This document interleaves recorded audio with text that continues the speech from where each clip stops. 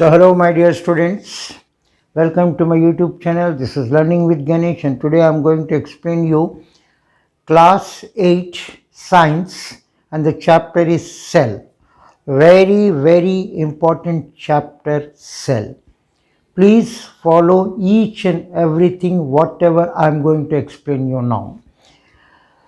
Now I will try to explain in both Hindi as well as in English also.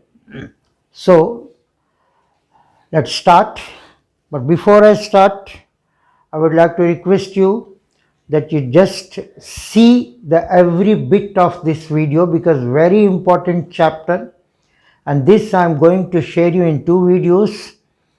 First I will give you some introduction part of the cell, what actually the cell is. If you are seeing it, watching it very carefully, just comment me, and then I will try to make you the second video of this very effectively. So the chapter is cell. What actually the cell is? You see, we have seen big buildings, bungalows. At a time ये सब बड़े बड़े घर या बंगले एक bag नहीं बन गए, एक एक ईंट रख रख के बनाया गया. So this is a brick and this is a wall. Wall means it's a layering of bricks. यानी ब्रिक्स को हमने इतने सजा सजा के एक दीवार बनाए. तो दीवार का सबसे छोटा पार्ट ईंट था. एक ईंट से फिर दूसरा ईंट, तीसरा ईंट, ऐसे ईंटों को जोड़ के हमने दीवार बनाया. कई दीवार अगर चारों तरफ रखते तो कमरा बनता है, कई कमरे अगर बना देते हैं तो हमको एक घर बनता है जिसमें किचन हो, बेडरूम हो, वगैरह वगैरह. तो इतने सारे आलीशान घर जो देख रहे हैं, इस घर का सबसे छोटा यूनिट क्या था? ब्रिक. यानी एक ब्रिक से ही शुरू हुआ. ठीक वैसे ही जितने भी आप लिविंग बींग्स देख रहे हैं, राइट फ्रॉम छोटे से छोटा चींटी से लेकर बड़े से बड़े हाथी तक के जानवर भी ऐसे ही कुछ एक स्टार्टिंग पॉइंट से शुरू हुए होंगे. And that is cell. That means cell से ही हमको एक स्ट्रक्चर मिला. जिस तरह ईंटें को हमने ऐसे सजा के हमने बेडरूम बनाया, किचन रूम बनाया, बालकनी बनाया, ड्राइंग रूम बनाया, अरे सब ईंटें से ही, बट उसके हम सजावट अलग थी. ठीक वैसे ही सेल से ही हमारा एक स्ट्रक्चर बनता है. So that is why cell को हम कह सकते हैं it is a structural unit of life. Now अब सारे के सारे फंक्शंस हमारे सेल से ही होते हैं. जैसे मैं बात कर रहा हूँ, कितनी सारी चीज़ों का उपयोग होता होगा. मेरे हाथ का, मेरे दिमाग का, मेरे मस्तिष्क का, मेरे विचारों का, इज़न्ट इट. और अंदर में एक एनर्जी प्रोवाइड कर रहा है. ये सब काम सेल के द्वारा ही हो रहा है.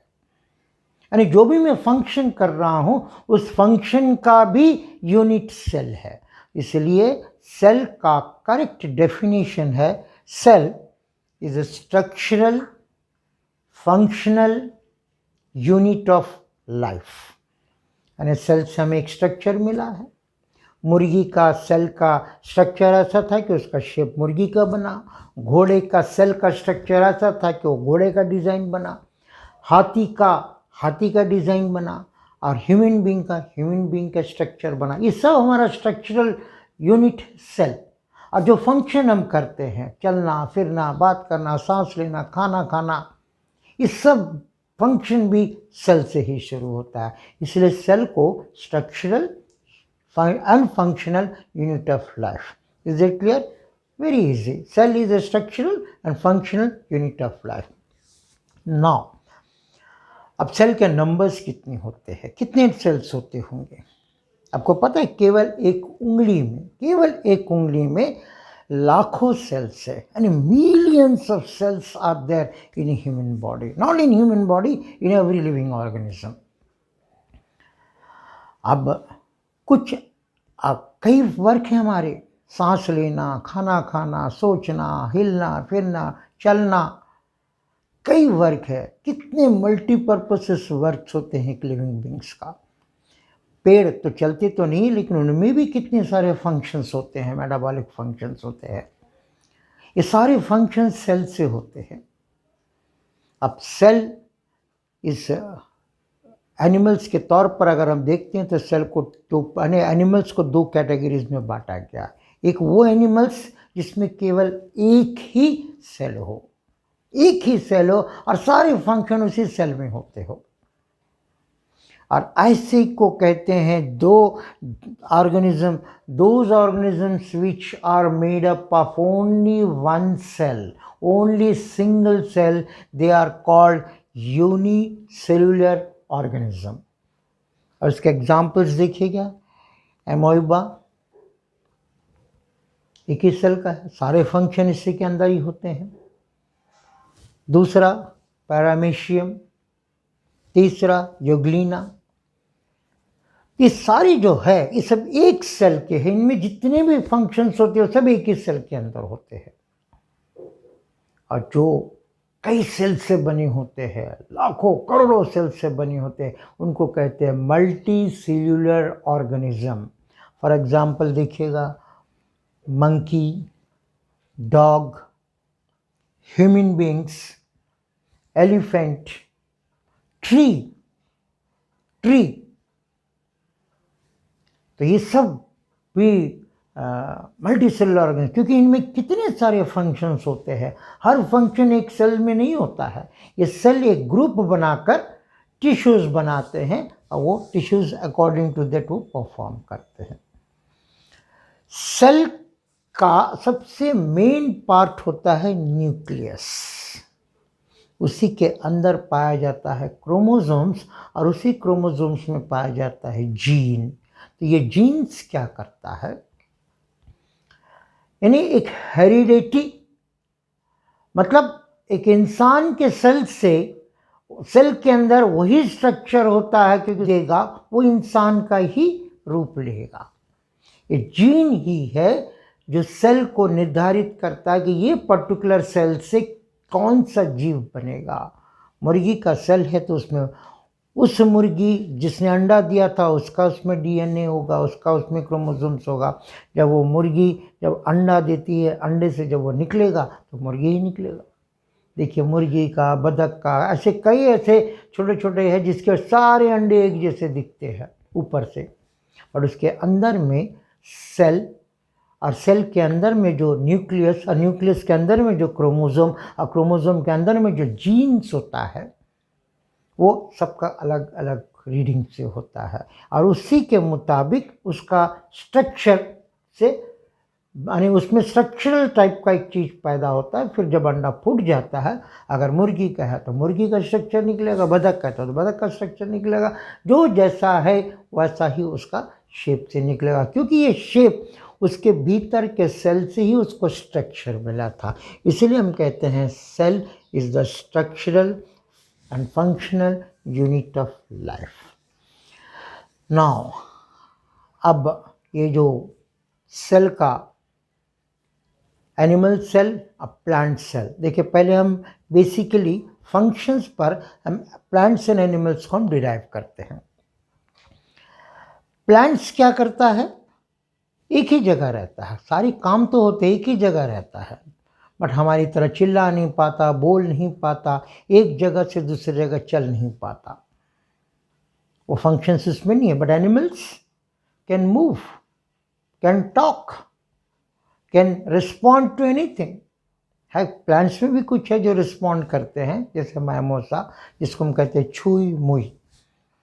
But generally plants and animals में यही डिफर होता है कि वे, मेन फंक्शन क्या है कि plants can prepare their own food, वे अपना खाना खुद बनाते हैं। In the next video of this part, cell का जो पार्ट 2 बनाऊंगा मैं, उसमें आपको अच्छे से एक्सप्लेन कर दूंगा। तो वो फोटोसिंथेसिस के जरिए अपना खाना खुद बना लेते हैं, उनको किसी पर डिपेंड नहीं करना पड़ता। पर वही खास चीज़ जो सेल में था, इसी के बदौलत वो फोटोसिंथेसिस कर पाया। पर एनिमल सेल में वो चीज़ नहीं है। Lots of differences are there between plant cell and animal cell. तो एनिमल सेल में वो क्लोरोप्लास्ट नहीं है, बल्कि अपना खाना खुद नहीं बना पाता। जब अपना खाना खुद नहीं बना पाता तो उसको दूसरे के ऊपर निर्भर रहना पड़ता है।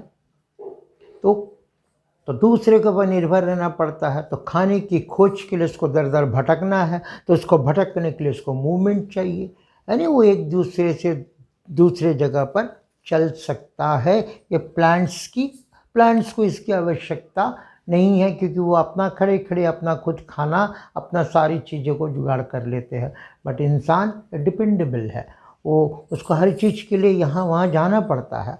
अब जैसे मान लीजिए हम में अगर मूवमेंट नहीं है, अब कोई जानलेवा जानवर आकर आ जाता है, उसको मूवमेंट है, तो हम नहीं भाग पाएंगे।